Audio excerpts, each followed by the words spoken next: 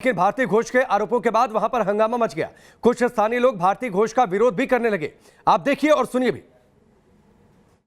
Party जो बाहर से गुंडा ले आए, देखिए उधर आप लोग कैमरा घुमाइए, वो लोग आके यहाँ झमेला कर रहा है। अरे हम लोग तो वोटर हैं यहाँ का, हम लोग क्यों करेंगे अपना इलाका को, हम लोग शांति इलाका को शांति क्यों करेंगे। लेकिन कैंडिडेट खुद बाहर से ले आई है, वो चाह रही है जो यहाँ ऐसा कुछ घटना घट जाए जो इलाका को पूरा पुलिस देखो वो भर देगी, ऐसा कुछ चाह रही है वो।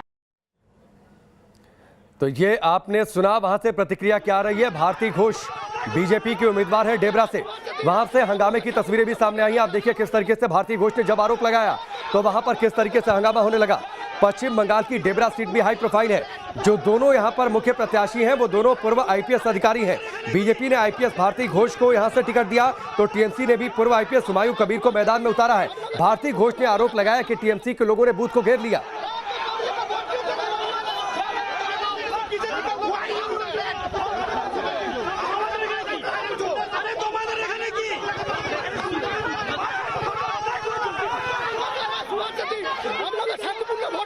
आप देख सकते हैं कि यहाँ पर जो आरोप वो लगा रही है कि 100 मीटर के जो रेडियस है वो वायलेट किया जा रहा है, और जो सेंट्रल फोर्सेस के जवान हैं उनसे भी वो बात करके ये समझने की कोशिश करें कि लोगों को आसपास क्यों आने दिया जा रहा है, और प्रभावित करने की कोशिश कर रहे हैं यहाँ के कुछ लोग। ये भारती घोष खुद आरोप लगा रहे हैं, और यहाँ पर आप देख सकते हैं कि जो भी वोटर्स है उस तरफ से आ रहे हैं, तो उस तरफ में एक ग्रुप ऑफ पर्सन्स उनको पकड़ के उनको भय दिखा के फिर भेज रहा है। फिर जब वो जा रहा है उसको फिर पकड़ के उससे फीडबैक लेके फिर उसको छोड़ रहा है। ये खबर मिलते ही हमने आया, और वहाँ से जब हमारा गाड़ी आ रहे थे यहाँ से लुंगी बाहिनी दौड़ लगाया। मैंने तो अपने आंखों से देखा। इधर अंदर तो किसी को नहीं, मैं मान देगा। अंदर की बात हम नहीं कर रहे जोगिंदर जी, हम ये बात कर रहे हैं कि 100 मीटर ये बूथ है आपका, ये जो दिख रहा है ना, ये बूथ है। बूथ का 100 मीटर, ये बूथ होने से 100 मीटर नहीं वो 10 मीटर में खड़ा हुआ।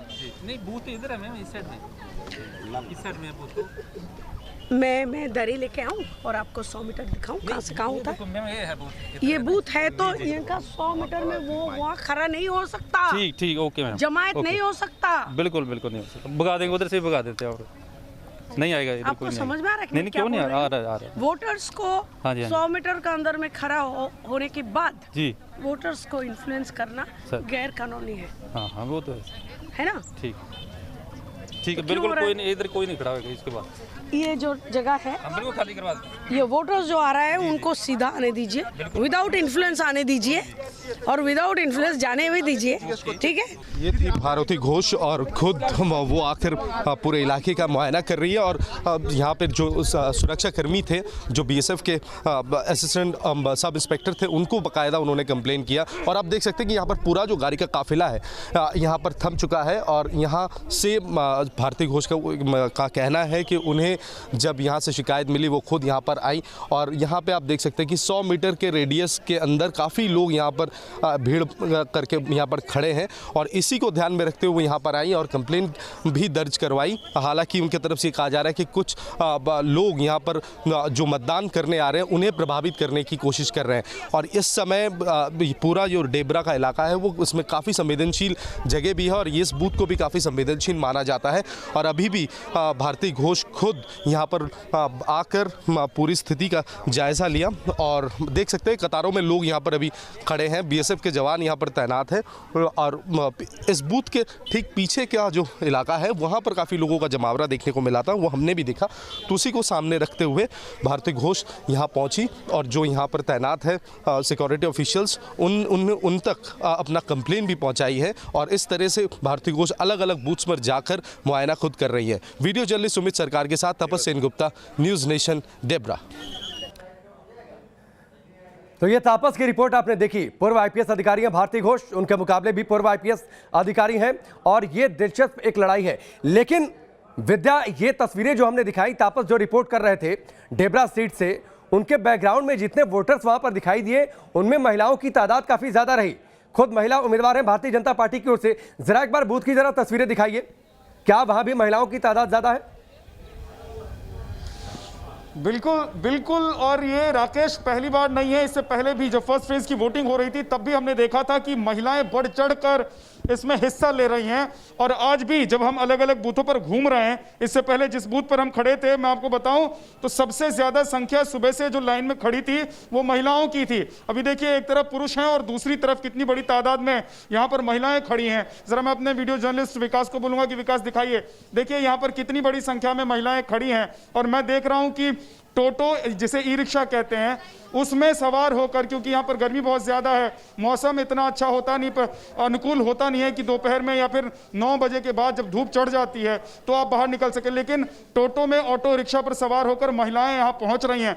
बड़ी संख्या में महिलाएं पहुँचती हैं वोट करने के लिए। हमने फर्स्ट फेज में भी देखा था और सेकेंड फेज में भी मैं देख रहा हूँ। मैं कई बूथ पर अभी सुबह से लेकर अभी तक घूम चुका हूँ। मैंने देखा है कि बड़ी संख्या में महिलाएं, बुजुर्ग महिलाएं पहुँच रही हैं और युवतियाँ पहुँच रही हैं। ऐसा लग रहा है कि सब अपने मताधिकार का इस्तेमाल कर लेना चाहते हैं।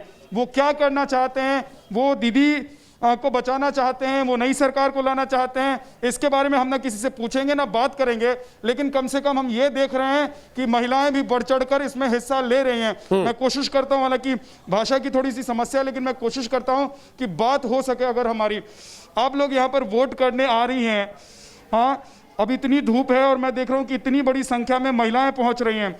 इस बार ये मत बताइएगा कि किसको वोट करेंगी, ये बताइए कि क्या सोचकर आप लोग वोट करने के लिए आ रही हैं। क्या मुद्दे हैं, क्या रोजगार विकास क्या है?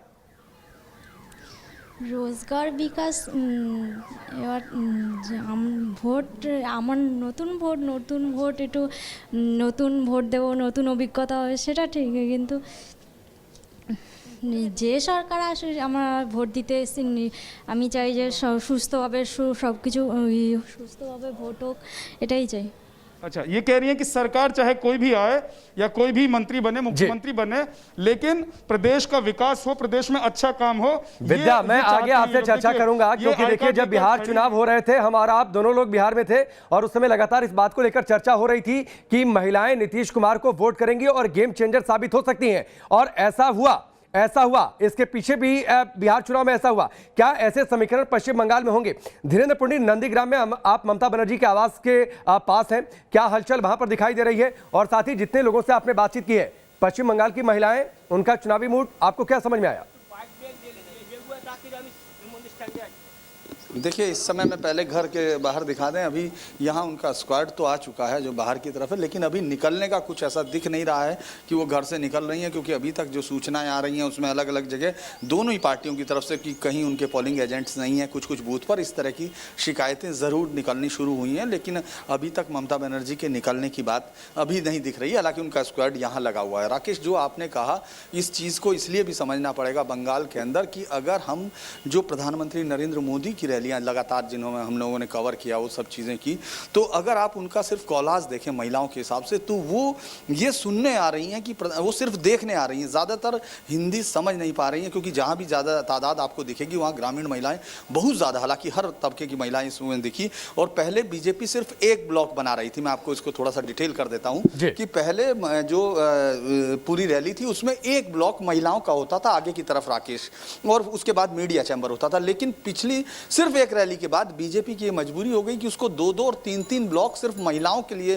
रिजर्व करने पड़े। जिस तरह से महिलाओं को हम देख रहे थे, वो उठती हैं, तालियां बजाती हैं, और चूंकि बहुत सारी भाषा वो नहीं समझ रही हैं, लेकिन जैसे ही वो मोदी को देखने आती हैं तो पीछे से जो मीडिया खड़ा रहता है उसके ऊपर झल्लाती हैं, पन्नियां भी कई बार फेंक देती हैं पानी की कि आप बैठिए, हम इसको देखने आए हैं। मतलब सिर्फ वो देखती हैं। और ये जब दीदी बोलते हैं, वो खासतौर से ये जो सार्कास्टिक वर्ड में बोलते हैं, उस पर सबसे ज्यादा उत्साह। वो लगातार, अगर हम उस फुटेज को देखते हैं तो वो ये बताता है, चूंकि हम लोग वहां होते हैं, उसको देख रहे हैं पूरी लड़ाई। और ममता दीदी के साथ भी जो कनेक्ट था वो महिलाओं का कनेक्ट था। सबसे ज्यादा अगर ताकतवर यहाँ थी तो वो महिलाओं के अंदर ये कनेक्ट तो है। धीरेन्द्र, मैं आपकी इसी बात को लेकर, इसी वर्ड को लेकर मैं जाता हूं एनके सिंह सर के पास। एनके सिंह सर, कनेक्ट तो है। 7 करोड़ 18 लाख वोटर, जिनमें 3.25 करोड़ वोटर सिर्फ महिलाएं हैं, तो ये कनेक्ट तो है। और ये इतना बड़ा आंकड़ा है कि कोई भी पार्टी इन्हें भूलने का या फिर इन्हें नजरअंदाज करने का जोखिम तो उठा नहीं सकती।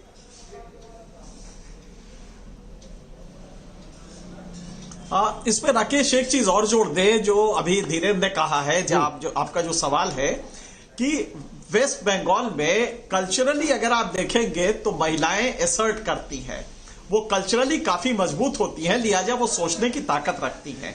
और जाहिर है कि इस दौरान बीजेपी का अपना गांवों में उतना कैडर नहीं था, क्योंकि अभी शुरुआती दौर है और बीजेपी का कैडर जो हिंदू महासभा वगैरह इनका कैडर था, इन्हीं को लोन लेके चला रहे थे।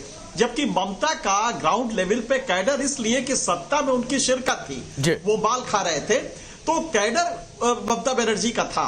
यहां जब अभी राशन बटा आप कोरोना के दौरान, तो वो राशन बटा तो केंद्र सरकार का वो राशन था, लेकिन क्रेडिट वहां राज्य सरकारों को मिला। दिल्ली में भी यही कोशिश की अरविंद केजरीवाल ने कि डोर टू डोर देके, जबकि ये सारा राशन हकीकत ये है कि केंद्र सरकार के खर्चे में बंटता है, मुफ्त में जो बटा वो भी और 2 रुपए किलो बटा वो भी, तो उसका क्रेडिट ममता बनर्जी को काफी हद तक वहां रूरल महिलाओं ने दिया। एक ये भी कारण है कि भीड़ में अगर आप देखेंगे महिलाओं की, और दूसरी तरफ नरेंद्र मोदी का अपना केज है, वहां महिलाएं आती हैं उनको देखने के लिए, मुतासिर भी हैं, और भाजपा का हिंदुत्व का ये अपना भी जोर है। तो इसलिए महिलाओं का ये तो नहीं कह सकते किस तरफ जाएगा, लेकिन महिलाओं का रुझान वेस्ट बंगाल में एक बड़ा डिसाइडिंग फैक्टर होता है, और वो दोनों तरफ है।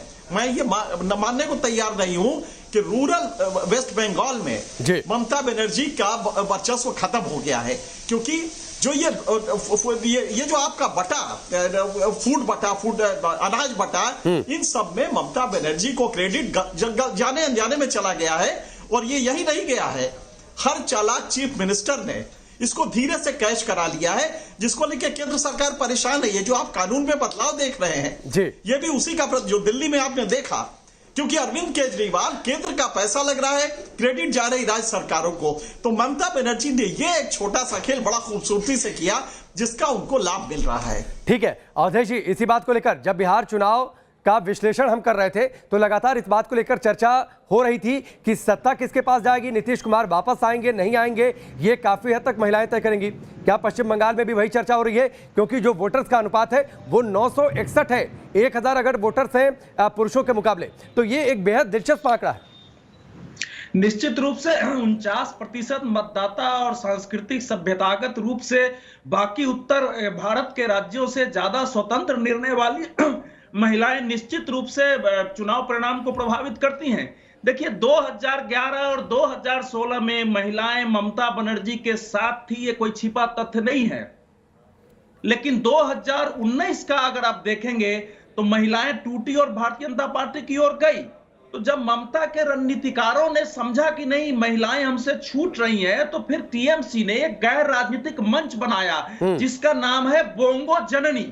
बोंगो जननी के 2 काम थे, एक तो यह था कि घर घर जाओ, सभाएं करो, जो ममता बनर्जी की सरकार महिलाओं के लिए काम कर रही है वो बताओ, और साथ ही साथ भारतीय जनता पार्टी की जो प्रदेश सरकारें हैं उनकी महिलाओं को लेकर जो विफलताएं हैं, अपराध हैं, उनको उजागर करो।